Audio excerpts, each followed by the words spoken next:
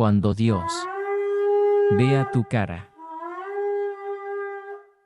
En el recorrido habitual que realizamos de las Sagradas Escrituras, en esta ocasión nos encontramos con los capítulos del 35 hasta el 40, que comprenden una doble porción, que llevan por nombre respectivamente Vayaquel y Pecudei, las cuales también marcan la conclusión del estudio del libro del Éxodo. Las porciones de estudio de la Torá son precisas. Cada una tiene un punto específico a tratar, y 7 visiones patriarcales de cómo poner en práctica lo que en cada porción se aprende. Cada parashá desde su solo nombre ya tiene una enseñanza. Son en total 53 porciones. El número 53 en hebreo se escribe con las letras Nun y Gimel, porque el valor numérico de la letra Nun es 50, y de la Gimel es 3, suman 53.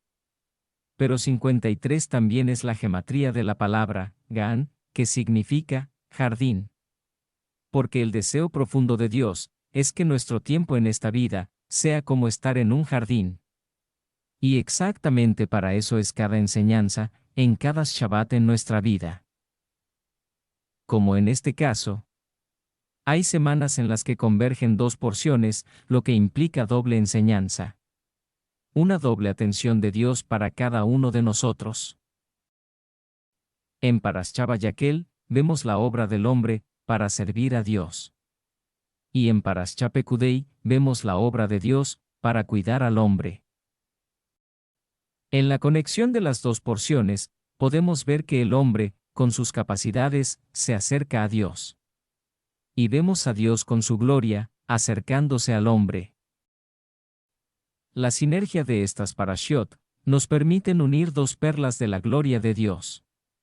La majestuosidad del tabernáculo. Y el impacto del Shabbat. Y esto se puede resumir como la capacidad limitada del hombre en la obra ilimitada de Dios. Existen 5 porciones en la Biblia que hablan de la construcción del tabernáculo.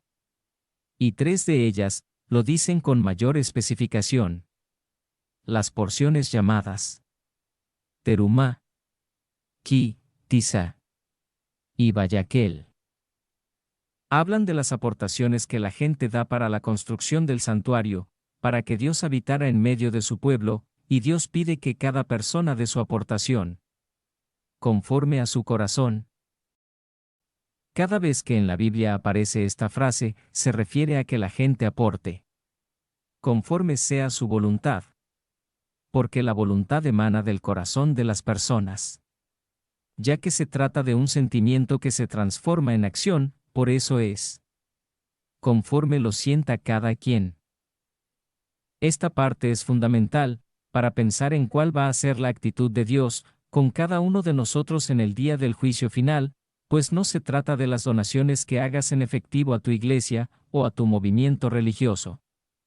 Incluso no se trata de que aportes recursos a la obra de Dios, como puede ser la construcción del templo en Jerusalén, aunque eso es bueno, no es la aportación que pide Dios que sea conforme a tu corazón. ¿Cuántas veces has pensado en cuál va a ser el estado de ánimo del Señor, cuando llegues a su presencia, en el juicio del trono blanco? ¿Cuál va a ser la reacción de Él, cuando te vea a ti, ese día? ¿Crees que le va a dar gusto ver tu cara, en ese momento?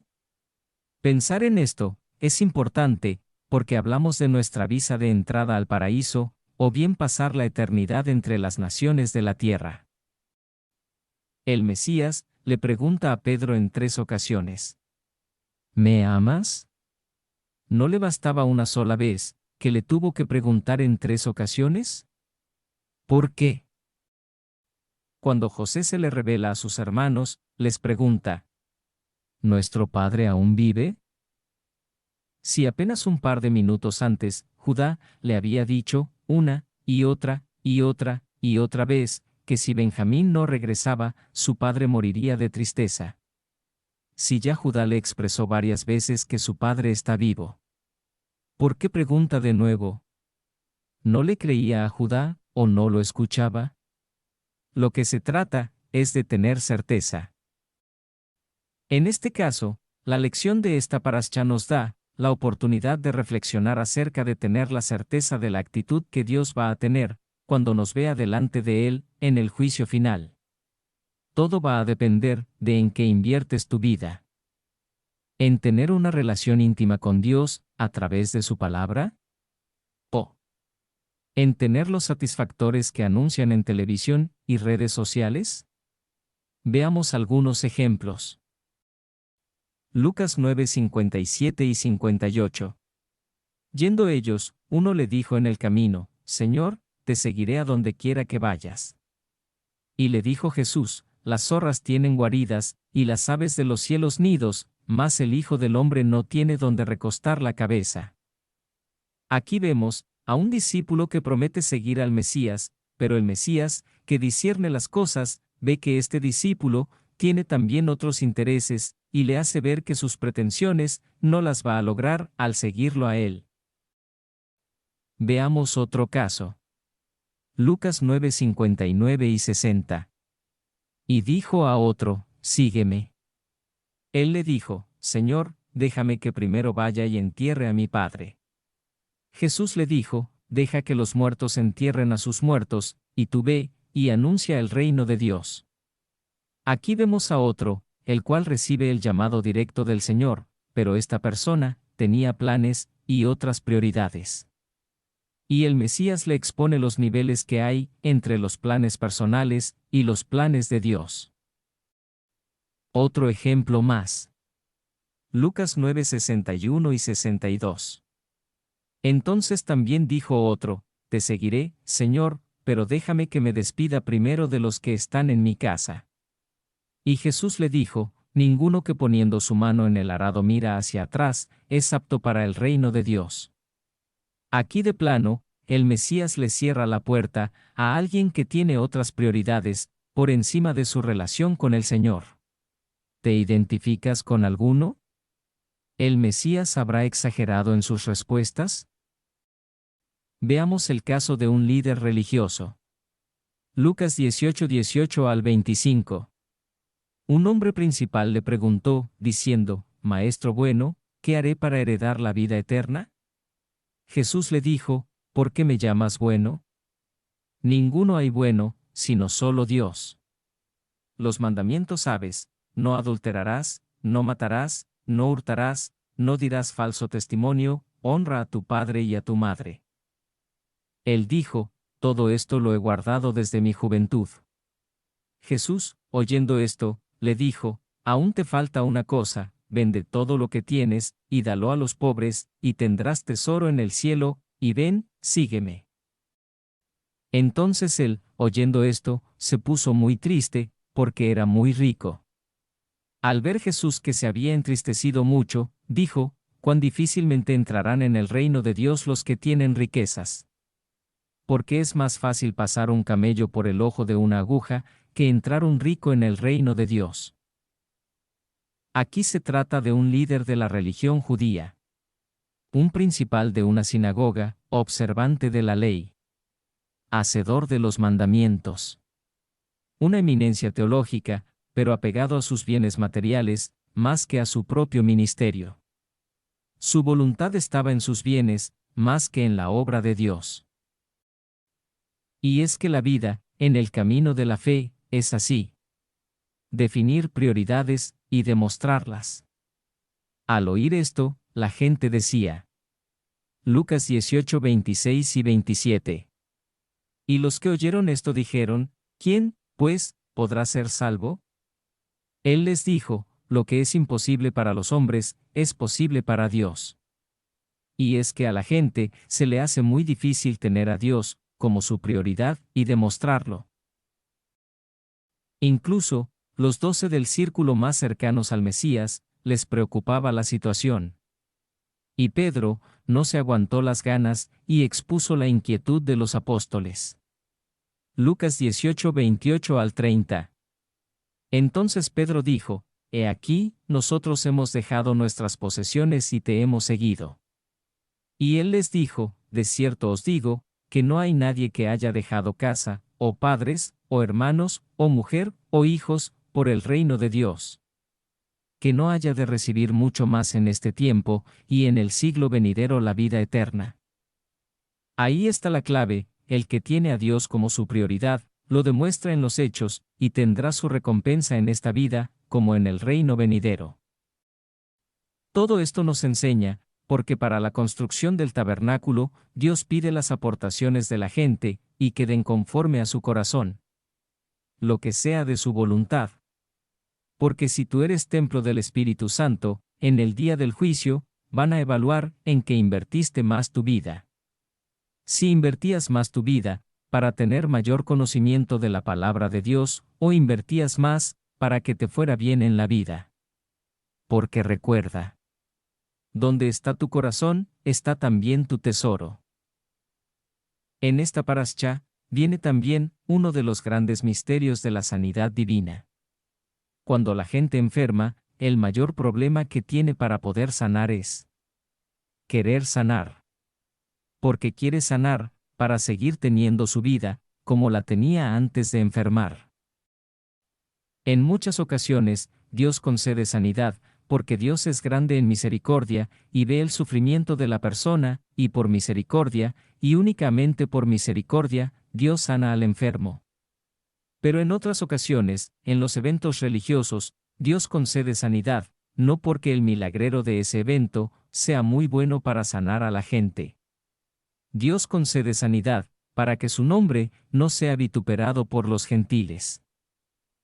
Pero el secreto de la sanidad divina está en querer sanar, para aprender Torá, para guardar Torá, para vivir Torá, y para enseñar y compartir Torá. Por eso, en 40 años caminando en el desierto, portando el tabernáculo, y guardando el arca del pacto con las tablas de la ley, a Israel nunca le faltó de comer. Su ropa y su calzado nunca se desgastó. Pero Israel padecía mortandad cuando se alejaba del camino de Dios. Dios les enviaba enfermedad, pero cuando regresaban al camino de Dios, Dios quitaba la mortandad. Entonces, la oración para la sanidad divina debe de partir de la voluntad por aprender Torá. Si no es así, quizá Dios tenga misericordia y envíe salud, pero la persona seguirá igual. Dios conoce las intenciones del corazón. Dios sabe cuál es la verdadera voluntad de las personas. Y cuando la persona enferma, pide sanidad para poder aprender Torá y hacer las obras que la Torá enseña, entonces viene la sanidad divina, porque fuimos creados en el Mesías, para hacer las obras que enseña la Torá. Efesios 2:10. Porque somos hechura suya, creados en Cristo Jesús para buenas obras, las cuales Dios preparó de antemano para que anduviésemos en ellas. Las obras que Dios creó de antemano, para que andemos en ellas, están registradas en el libro de Éxodo del capítulo 21 al 24, en la porción que se denomina Mishpatim. Y entonces, Dios cumplirá la promesa que hizo por escrito en Éxodo 23:25. Mas a Jehová vuestro Dios serviréis, y él bendecirá tu pan y tus aguas, y yo quitaré toda enfermedad de en medio de ti. Entonces tu vida presente, y tu destino en la eternidad, dependen de cómo inviertes tu vida con Dios, conforme a la voluntad de tu corazón. Como lo decíamos en un inicio, las porciones de la Biblia denominadas Terumá, Kitizá y Bayaquel son en contenido muy similares, y hasta parecieran una repetición una de la otra, sin embargo, tienen un diferenciador muy profundo, de lo cual vamos a hablar. En Parashat Terumá dice así. Éxodo 25:1 y 2. Adonai habló a Moisés, diciendo: Di a los hijos de Israel que tomen para mi ofrenda, de todo varón que la diere de su voluntad, de corazón, tomaréis mi ofrenda. En Parashat Bayaquel dice esto. Éxodo 35:4 y 5. Y habló Moisés a toda la congregación de los hijos de Israel, diciendo: Esto es lo que Adonai ha mandado. Tomad de entre vosotros ofrenda para Adonai, todo generoso de corazón la traerá a Adonai. Aunque parece decir lo mismo, el diferenciador lo subrayamos, porque cuando dice tomen de todo varón, se está refiriendo, tanto a los hebreos, como a los extranjeros, que salieron de Egipto, junto con los hijos de Israel. Esto nos enseña que Dios les da la oportunidad a todos de participar en su obra, pero nos muestra también que los que participan en su obra y traen un pensamiento o conocimiento diferente, tarde o temprano, terminan siendo una decepción y ocasionando problemas. Los paganos que se unieron al éxodo de los hijos de Israel terminaron creando el episodio del becerro de oro. Por eso, cuando Dios en la siguiente ocasión dice, tomarán de entre vosotros, se está refiriendo exclusivamente a la congregación de los hijos de Israel que ha convocado, y ahí ya no está incluyendo a los extranjeros. Éxodo 35:1. Moisés reunió a toda la congregación de los hijos de Israel. La palabra para reunión, en hebreo, es Adad. Se compone de las letras Ayin, Dalet, Tav. Si alternamos estas letras, y ponemos la Ayin en medio, Dalet, Ayin, Tav, se forma la palabra Da'at. ¿Qué significa? Conocimiento profundo. El valor numérico de esta palabra es 474. 474 también es el valor numérico de Erev, Rav. ¿Qué significa noche grande? Si a la palabra Da'at, que es conocimiento, le quitamos la letra Ayin, queda la palabra Dat, que significa religión. Esto significa que Dios forma su santuario de gente que viene al conocimiento profundo de las Escrituras. Pero si quieres seguir a Dios, sin el conocimiento profundo de las Escrituras, no es un santuario para Dios, es solamente un religioso más, y ya. La diferencia entre el conocimiento Da'at y la religión Dat es solamente una letra. La Ayin. La letra Ayin, en la escritura primaria del paleohebreo, se representa pictográficamente con un ojo. Lo que significa que el que tiene un conocimiento profundo de las escrituras ve más que el que solo practica una religión. Porque la religión es una gran noche. Pues en la religión no se ve el que es la luz del mundo. No alumbra el lucero de la mañana. No resplandece el sol de justicia, porque la religión es solo una gran noche. Y por eso la Biblia dice, Oseas 4:6. Mi pueblo fue destruido, porque le faltó conocimiento.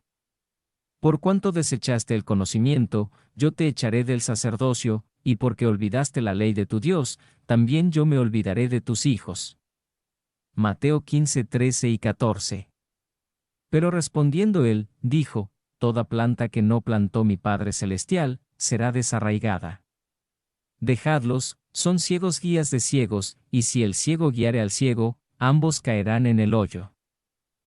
Entonces, vemos que la falta del conocimiento es tan grave que lleva a la destrucción. Y que la religión es una planta que Dios no plantó y que será desarraigada. Cuando Dios manda a Moisés a reunir a la congregación de los hijos de Israel, es para unificar su conciencia en el conocimiento profundo de la voluntad de Dios, por eso dice: esto es lo que Dios manda.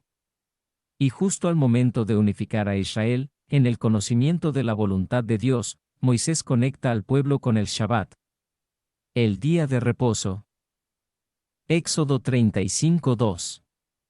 6 días se trabajará, mas el día séptimo os será santo, día de reposo para Dios, cualquiera que en él hiciere trabajo alguno, morirá.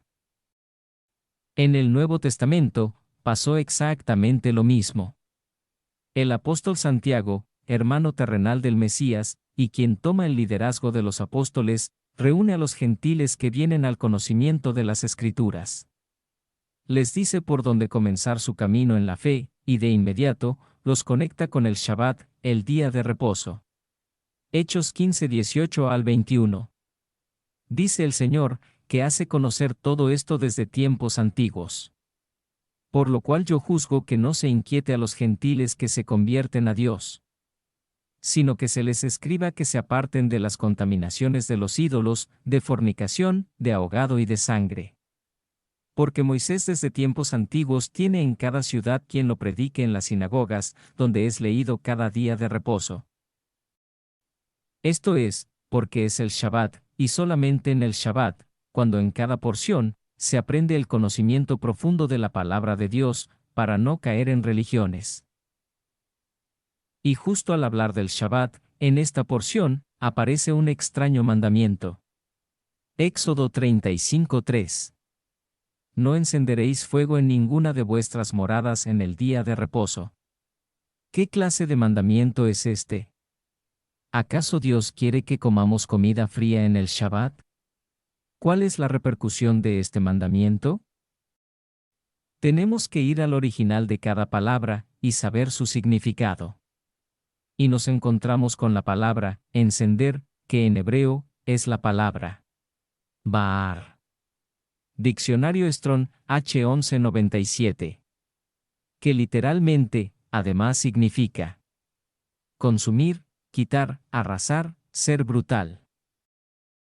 Entonces, encontrándole sentido al mandamiento sería: no seas brutal en tu casa, en el día de reposo.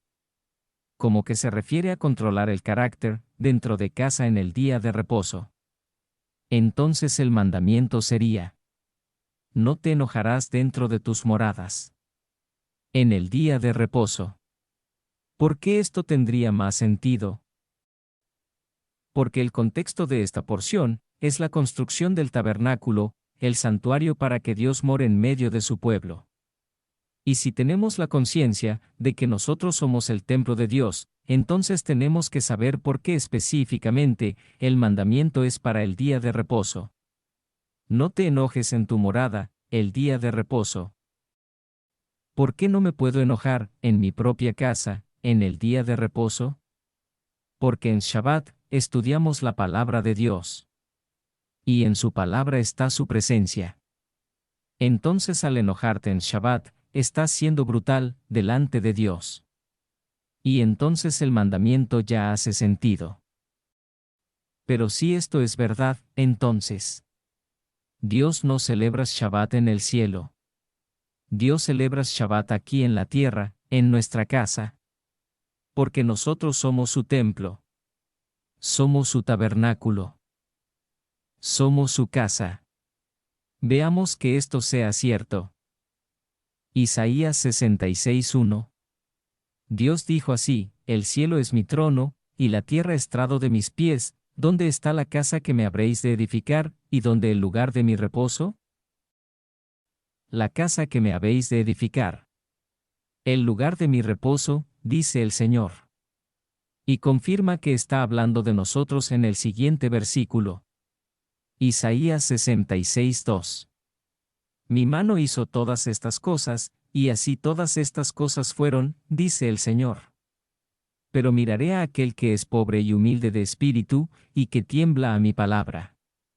Entonces, el día de reposo, Dios deja el cielo, para pasar el día de reposo, en ese tabernáculo, que somos aquellos humildes de espíritu, y que tenemos temor de la palabra de Dios. Otro tema importante que destaca en este recorrido. Éxodo 38:21. Estas son las cuentas del tabernáculo. Del tabernáculo del testimonio. En hebreo es Pekudei, Amiskan, Hamiskan, Edut. De entrada, ya esta parashá nos presenta dos cuestionamientos. ¿Por qué se menciona dos veces el tabernáculo? ¿Y por qué Dios pidió la construcción de un tabernáculo? Éxodo 25:8. Y harán un santuario para mí, y habitaré en medio de ellos. La promesa de Dios es que al hacer el tabernáculo, Dios habitaría en medio de su pueblo. ¿Pero acaso Dios no estaba ya con su pueblo? Trajo las plagas contra los egipcios. Abrió el mar. Ahogó al ejército de Faraón. Endulzó las aguas amargas. Envió el maná. Se reveló directamente a toda la nación. Y de su propia boca, dio los 10 mandamientos. Entonces, ¿estaba o no estaba ya con el pueblo? ¿Para qué entonces un tabernáculo? De entrada, esto nos enseña que los grandes milagros, incluso la revelación divina, no cambian a la gente. La gente puede vivir un gran milagro, pero después de un tiempo, sigue su vida igual. El pueblo escuchó directamente la voz de Dios. Vio su presencia. Tenían la nube, la columna de fuego, el maná, y aún así, sucedió lo del becerro de oro.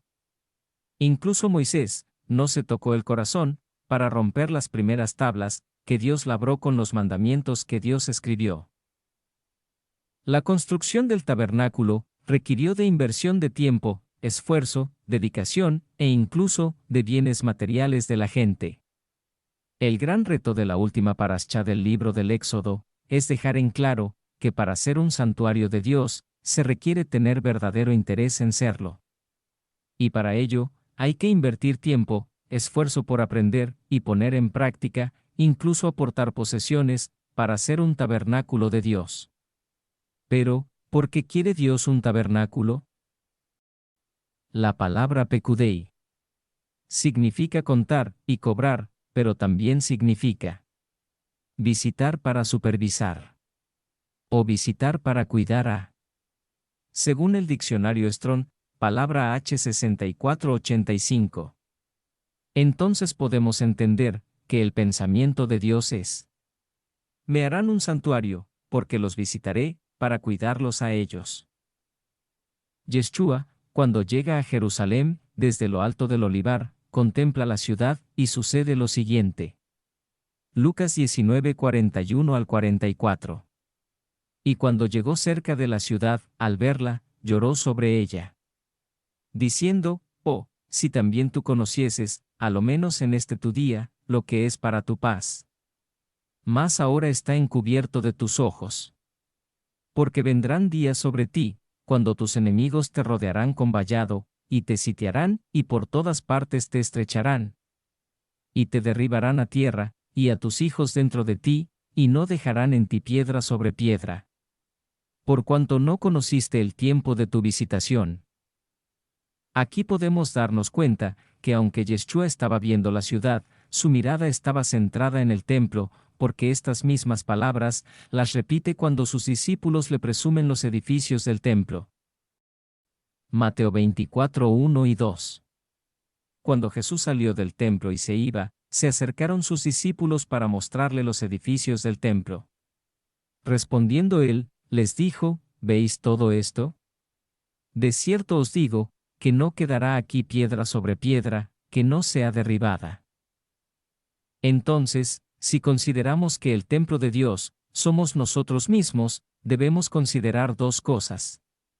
La importancia de invertir en nuestra vida lo que sea necesario para ser un santuario para Dios. Jeremías 7:1 al 4. Palabra de Dios que vino a Jeremías, diciendo: ponte a la puerta de la casa de Dios, y proclama allí esta palabra, y di: oíd palabra de Dios, todo Judá, los que entráis por estas puertas para adorar a Dios. Así ha dicho el Señor de los ejércitos, Dios de Israel: mejorad vuestros caminos y vuestras obras.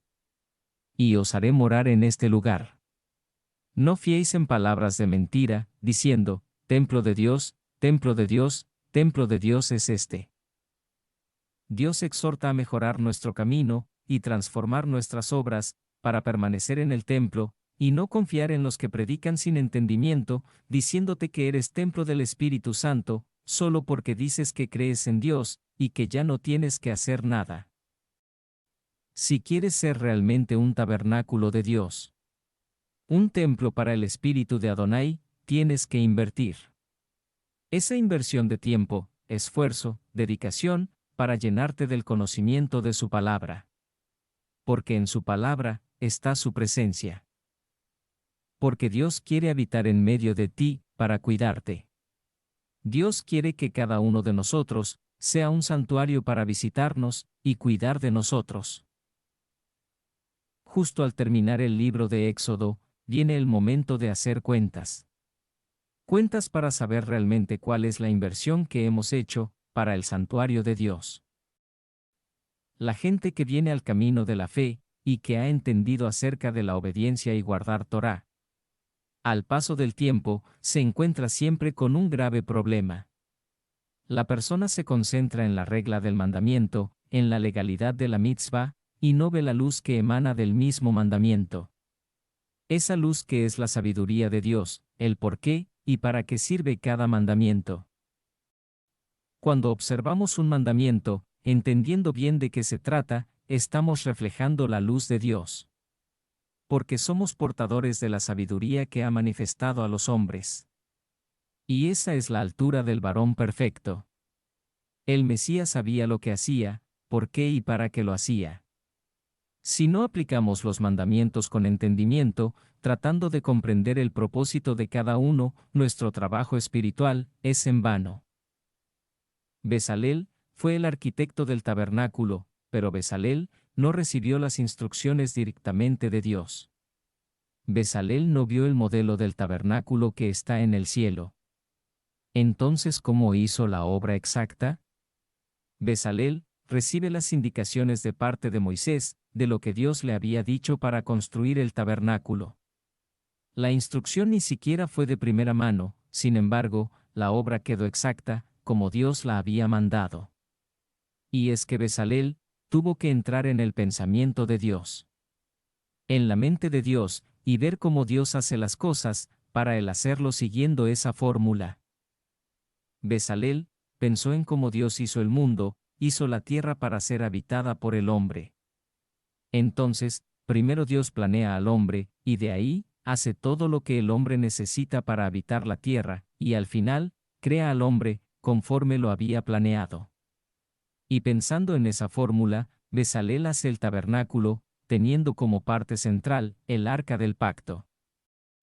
Entonces Bezalel hace primeramente el diseño del tabernáculo, en relación al arca del pacto, y de acuerdo a las indicaciones de Dios, por eso es que hace una obra exacta, como Dios la mandó, porque entendió cómo Dios hace las cosas. Esto nos enseña, que para lograr algo en la vida, tenemos que trabajar en todo lo que necesitamos para poder llegar a ese objetivo, haciendo las cosas como Dios manda, porque es la manera como Dios hace las cosas. Bezalel entendió perfectamente cómo tenía que hacer el tabernáculo, porque sabía el porqué y para qué de cada indicación que Dios había mandado.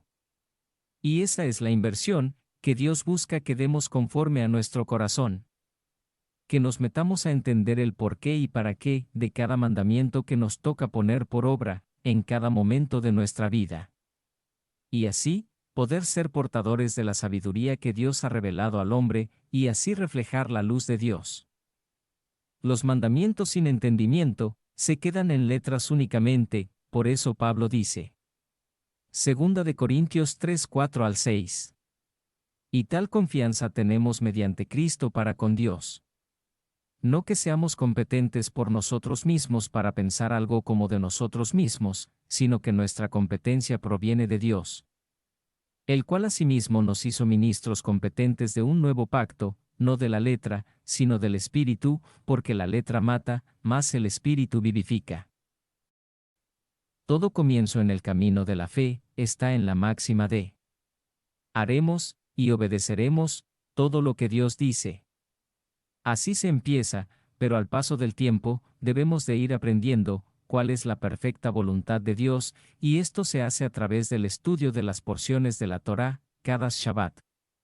Así empezamos a comprender el porqué y para qué de cada mandamiento, porque si no comprendemos, ni entendemos el sentido de cada mandamiento, vamos a caer en el ritualismo religioso. Por eso Yeshua le dice a la samaritana lo siguiente. Juan 4, 21 al 24.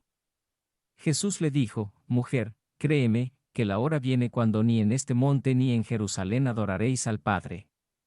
Vosotros adoráis lo que no sabéis, nosotros adoramos lo que sabemos, porque la salvación viene de los judíos.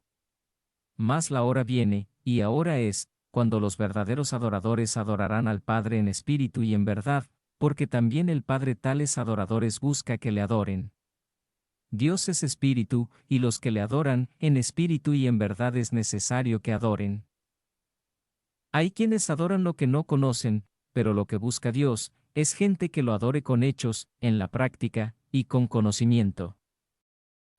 Todas las cosas sagradas se vuelven sagradas por la utilidad que se les da, no porque tengan un poder especial en sí mismas. Por ejemplo, el arca del pacto fue llevada por los filisteos. Pero no por tener en su poder el arca del pacto, los filisteos se convirtieron en un pueblo invencible, ni se volvieron un pueblo santo, simplemente secuestraron el arca, y no pasó nada con ellos. Otro ejemplo. El templo fue destruido por Babilonia una ocasión, y el segundo templo por Roma, pero ningún mérito tienen ni los babilónicos, ni los romanos, ya que el templo había sido destruido en su esencia, cuando el pueblo cayó en el ritualismo religioso. Por eso el Mesías ya había sentenciado lo siguiente. Mateo 24, 1 y 2. Cuando Jesús salió del templo y se iba, se acercaron sus discípulos para mostrarle los edificios del templo. Respondiendo él, les dijo, ¿veis todo esto?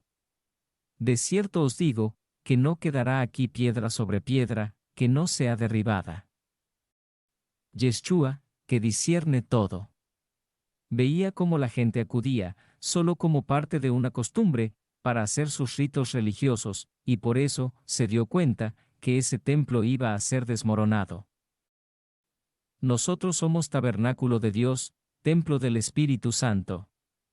Y la inversión que pide Dios, para que seas un tabernáculo para Él, es que busques de todo tu corazón el conocimiento de su palabra.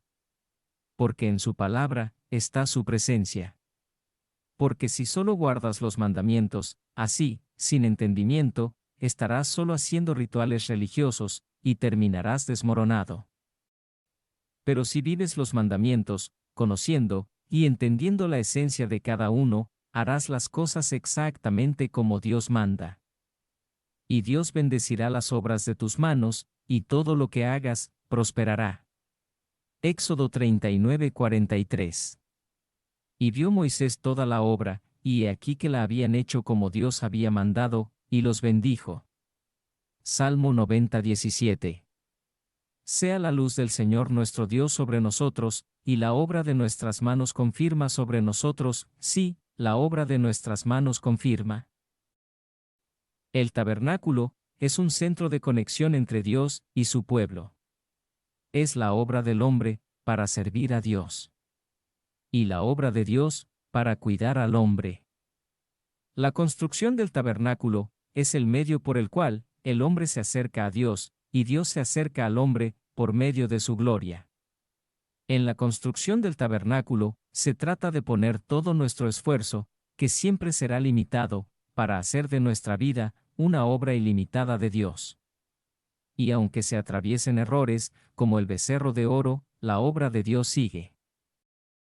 Si eres el tabernáculo de Dios, y trabajas en tu vida, siguiendo las instrucciones de Dios, poniendo lo que está de tu parte, el resultado será siempre la manifestación de Dios en tu vida. Solo se puede uno acercar a Dios, siguiendo su instrucción. Dios se manifiesta, te hace el llamado, y te da la instrucción. Tú obedeces con toda tu capacidad y tu talento, y Dios derramará su gloria en tu vida. Y así, terminamos de recorrer el libro del Éxodo.